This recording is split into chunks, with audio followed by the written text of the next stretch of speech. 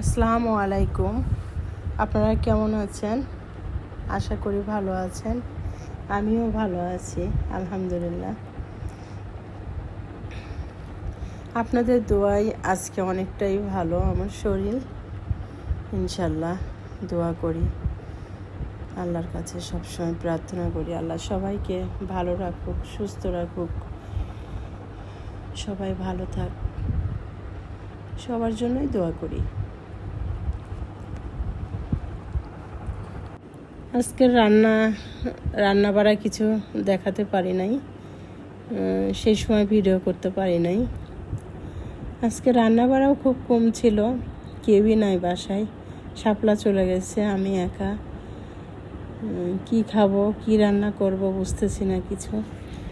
যেটা ছিল ওইটাই, মাছ রান্না করছিলাম, লাউ দিয়ে মাছ রান্না করছিলাম শুধু। কালকের তরকারি ছিল, এটাই খাওয়া হয়েছে। মেহমান আসছিল বিকেলে, তো ভাবলাম কি করব, ভালো লাগছে না কিছু, সময় কাটছে না, কি করব একা একা। তো ভাবলাম পিঠা বানাই, আমের পাকান পিঠা বানাই, ভাজা পিঠা যেটা বলে। তো যখন আমি সব কিছু রেডি করে ফেলেছি, আম দিয়ে সব কিছু গোলাটা করে ফেলেছি, মাখাই ফেলেছি, তখন মনে হচ্ছে যে একটু ভিডিও করলাম না কেন।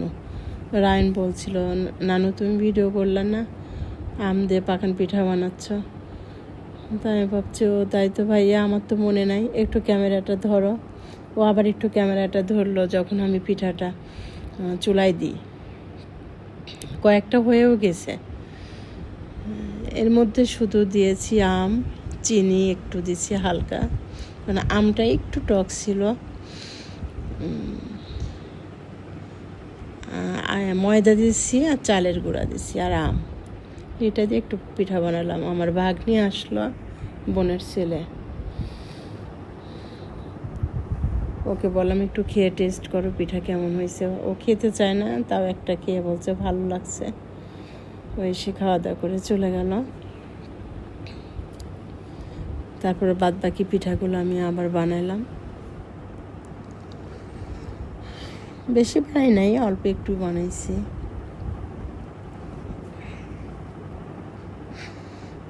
তারপরে ওদেরকে বললাম চলো পিঠা, ওদেরকে পিঠা দিলাম, ওরা কেউ খেতে চায় না পিঠা। পরে আমি পিঠা বানালাম, বানায় একটু বাইরে গেলাম ওষুধ কিনতে।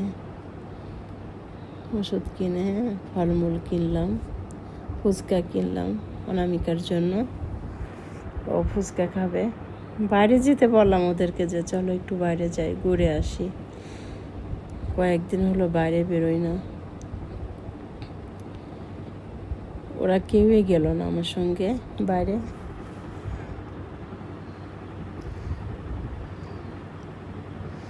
তাড়াহুড়া করে পিঠাটা বানাচ্ছিলাম যে একটু বাইরে যাব, ওষুধ শেষ হয়ে গেছে, ওষুধ ছিল না।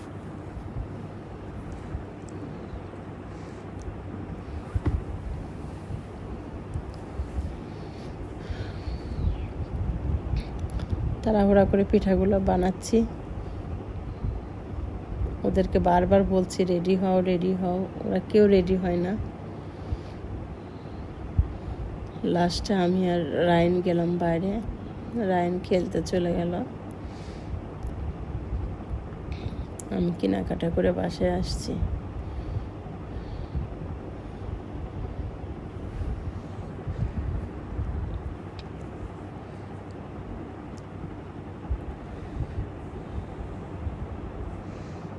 আজকে ভাবছিলাম ভিডিও দিব না, পরে মনে হলো যে আজকে তো কোনো কিছুর ভিডিওই দিতে পারলাম না, রান্নার ভিডিও দিই নাই।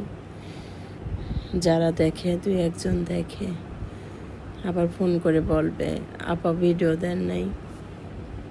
তা ভাবলাম অল্প একটু শেয়ার করি ভিডিও, যেটা করছে এইটাই দিব, এই ভিডিওটাই দিই।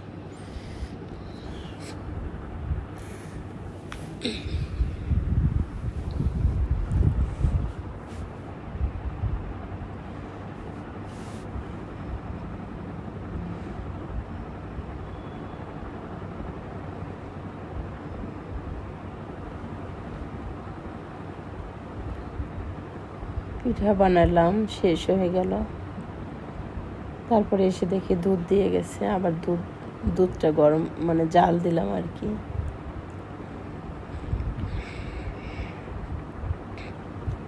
ফুচকা নিয়ে আসছিলাম, অনামিকাকে বললাম খেয়ে নাও ফুচকা। ফুচকা খাচ্ছিল বের করে। আমি আবার ড্রাগন বের করলাম, কলা বের করলাম, করে রাখলাম। আসলে অসুস্থ হয়ে আমার কিছুই খেতে মন চায় না, কোনো কিছুই খেতে ইচ্ছা হয় না, কোনো ফল খেতে ইচ্ছা হয় না। আম আছে, অনেক আম আছে।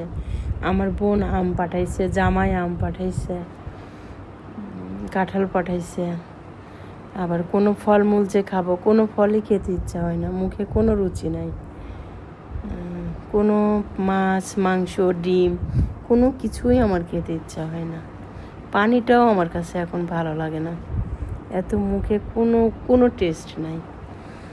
কিন্তু খেতে তো হবে কিছু না কিছু, তাই ভাবলাম দেখি ড্রাগন নিয়ে আসি, খেতে পারি কি না।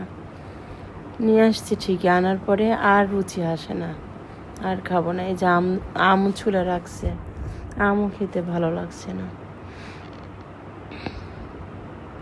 এই আম দিয়ে একটু পিঠা বানাইছি। আমি ফুচকা, চটপটি বাইরের কোনো কিছুই খাই না। অনামিকা বললাম একটু খাও, তাই আজকে একটু টেস্ট করলাম মুখে, দেখি কেমন লাগে। এই আমগুলার কালারটা খুব একটা সুন্দর না, কেন যেন এরকম হয়, কালো হয়ে যায় আমগুলা। কয়েকটা ঝুড়িতে বেছে রাখেছে শাপলা, খালা যখন মন চায় নিয়ে খেয়েন। অনামিকা খাচ্ছে দু একটা, আমার আর খেতে মন চায় না, রেখে দিলাম। থাক।